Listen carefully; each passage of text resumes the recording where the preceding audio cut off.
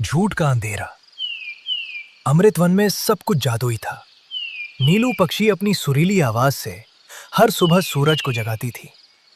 टीटू कछुआ सदियों पुरानी कहानियां सुनाकर जंगल की यादों को जिंदा रखता था। और उसी जंगल में रहती थी लूना, एक तेज, चतुर और जिज्ञासु लोमड़ी, जिसकी आंखें हर समय कुछ नया ढूंढती रहती थीं। जंगल के बीचों बीच सच का पत्थर चमकता था, जिसकी रोशनी सबको सही रास्ता दिखाती थी। अगर ये पत्थर मेरी गुफा में मेरे पास रहे तो मैं सबसे ताकतवर बन जाऊंगी। लूना ने चुपके से सच का पत्थर उठा लिया। जैसे ही पत्थर अपनी जगह से हटा, पूरा जंगल अंधेरे में डूब गया। जानवर आपस में टकराने लगे। किसी को चोट लगी तो कोई रास्ता भटक गया, पर लूना चुप रही। उसका डर हर पल बढ़ता जा रहा था।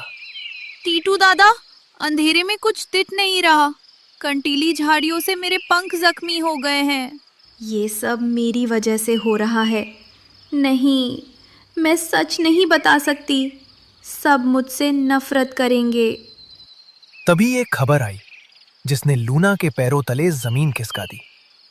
उसका छोटा भाई चीकू, जो खेलने निकला था, इस अंधेरे में कहीं खो गया। चीकू, चीकू, तुम कहाँ हो? लूना घबराकर टीटू कछुए की ओर देखती है। टीटू कछुआ बोला, अंधेरे में आवाज़ें खो जाती हैं लूना। इस जंगल की आत्मा सच का पत्थर था लूना। जब से वह यहाँ से गायब हुआ है, तब से ये जंगल उजाला भूल गया है और कब्र जैसा बन गया है।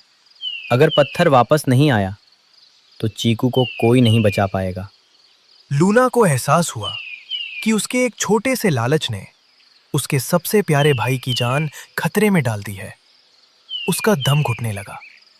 रुको, पत्थर कहीं नहीं खोया। मैंने उसे चुराया था। मैंने झूठ बोला। मुझे पत्थर नहीं चाहिए। मुझे मेरा भाई चाहिए। मुझे माफ कर दो। लूना के हाथ में पत्थर तेजी से चमक उठा।